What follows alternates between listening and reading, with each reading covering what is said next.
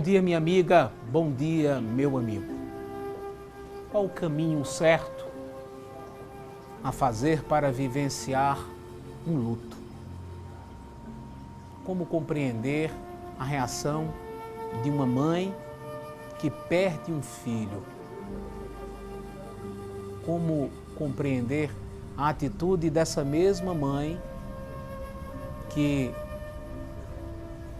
tem a experiência e a dor de encontrar o outro filho enfermo, em coma? Qual o sentido para a vida diante de uma situação tão extrema como essa? O que é capaz uma mãe de fazer? Como agir diante de uma realidade tão sofrida que impõe a uma mulher o limite de vivenciar a dor mais extrema experimentada por uma pessoa? Quem entre nós é capaz de julgar as atitudes? O que pode e como podemos ajudar diante de uma situação como essa?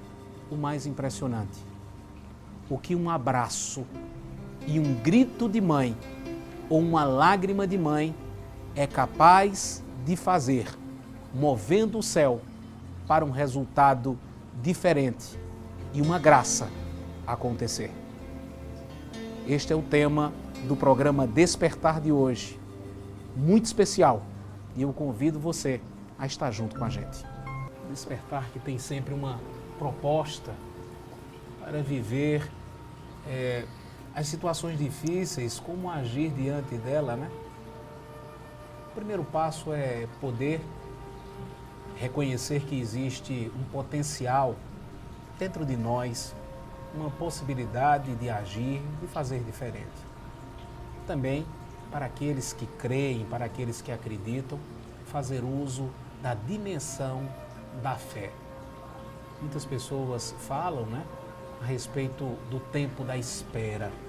Tempo da espera que é angustiante, tempo da espera que é sofrível. Como viver tudo isso? Eu digo sempre, né, se é para esperar, eu pego carona na fé. Quando muitas vezes o que nós temos que fazer é aguardar, por que não escolher o caminho do abraço da fé? Viver a dimensão do acreditar naquilo que acontecerá, apesar de todas as dificuldades. Então, viver a dimensão de saber se cuidado, protegido, guardado, velado por um ser supremo, um ser maior, que cada um dá um nome e chama e o identifica de um jeito diferente, e aqui a nós o respeito a todas as religiões, para nós, particularmente, tem o nome de Jesus Cristo. Então, é viver na dimensão da fé, e vive melhor quem vive na fé, né? A palavra diz assim, o justo vive pela fé. Então, encher o coração dessa certeza, certeza de um amor que nós podemos sentir e também acreditar na força que existe em nós de realizar, de fazer e de construir. É assim que a gente dá o passo em direção à conquista e à vitória. Bom dia, Rosângela. Bom dia, Fabiano. Bom dia a você que nos acompanha. Escreve pra gente despertar@tvcorreio.com.br é o nosso e-mail. Vamos ao e-mail de hoje, então? Vamos. É de uma senhora, ela diz, eu perdi meu filho mais novo aos 16 anos. Acidente de moto. Passei 3 anos indo ao cemitério todos os dias. No domingo era naquele túmulo que eu passava as manhãs, colocando flores, chorando, conversando. Nem sei se o que eu fazia eu posso chamar de oração. O tempo foi passando, aí o meu filho mais velho sofreu um acidente de carro. Ficou em coma por 4 longos meses. Mesmo assim, passou por várias cirurgias. Nesse dia me desesperei. Pensei nos últimos anos que eu passei sem mal olhar para o meu filho vivo chorando a falta do filho morto. Meu marido, calado, como é da personalidade dele, me abraçou e disse: a vida precisa seguir. Eu calei naquela hora e pensei: como seria seguir? Fiquei no hospital vários dias e um pranto me rasgou, num grito que eu não tinha como sufocar. Segurei o meu filho, pedi a Deus para me levar e poupar a vida dele. Me tiraram do quarto, houve uma modificação nos batimentos cardíacos e com as manobras, um dos médicos falou: ele está voltando. Parecia um milagre e foi o que os médicos disseram. Faz 32 anos que o meu filho mais novo morreu. Meu filho, que sofreu o acidente, se recuperou depois de muito tratamento e 5 anos de fisioterapia. Deus não quis fazer uma troca, porque eu estou viva e escrevendo para vocês. Demorei demais a perceber que a morte não pode nos impedir de viver e seguir. Demorei, mas foi o que eu fiz. Se alguém pensar em morte, pense que tem momentos na nossa vida que a forma de lutar é apenas estar vivo. O que vivi não foi a dor do luto, o que vivi não foi a dor da perda apenas. A minha superação veio de um milagre de Deus. Foi só uma lição de vida. Joselita. Joselita, você me emociona com o seu depoimento, com o seu e-mail. Tantas coisas nós podemos falar, Joselita.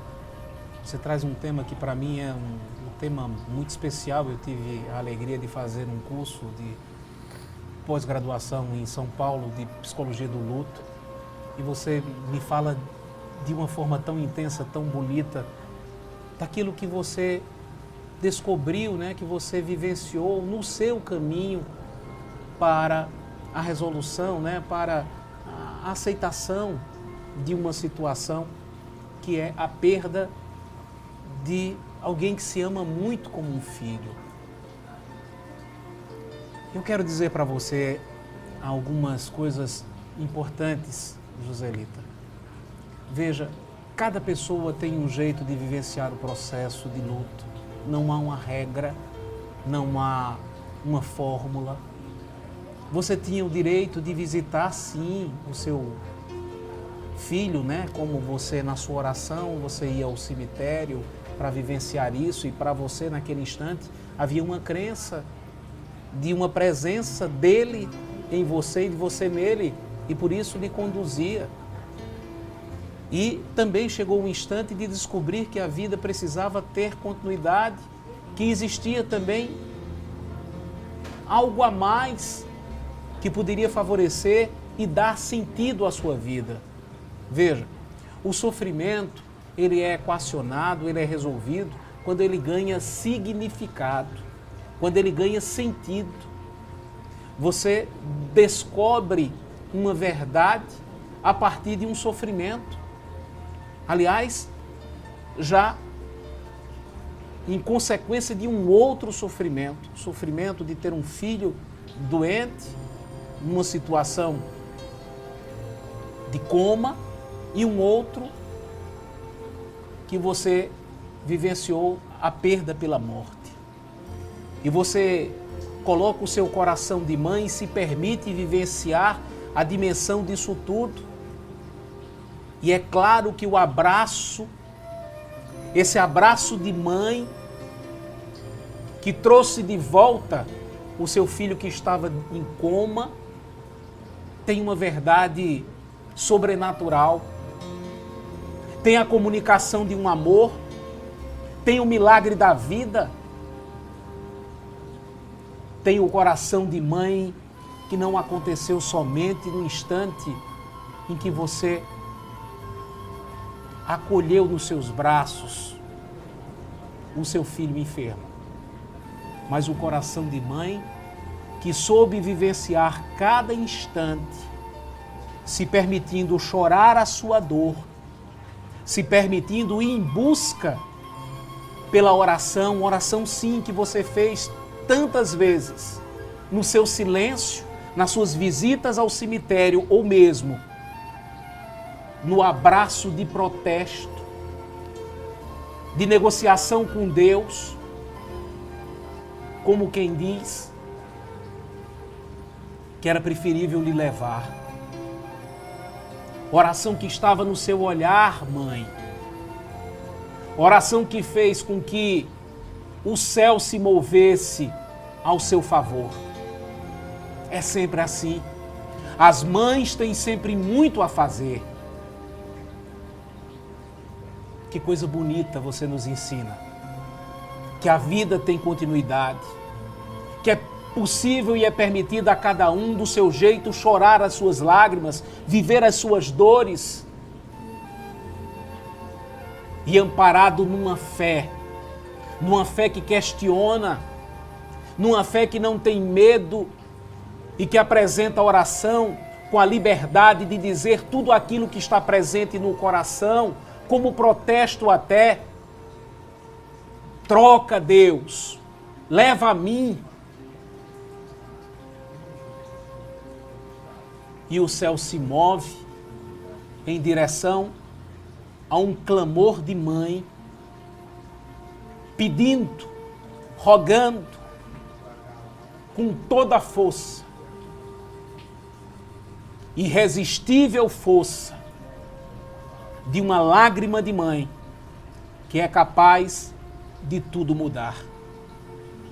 Que depoimento você dá? Cheia de esperança, de confiança, de fé. Fé na vida que acontece. E que pelo seu testemunho é louvor a Deus pela graça alcançada. Eu só posso dizer, no programa de hoje, o quanto aprendemos com você. E que Deus abençoe o seu caminho e fortaleça cada vez mais esse coração de mãe. Abençoada mãe,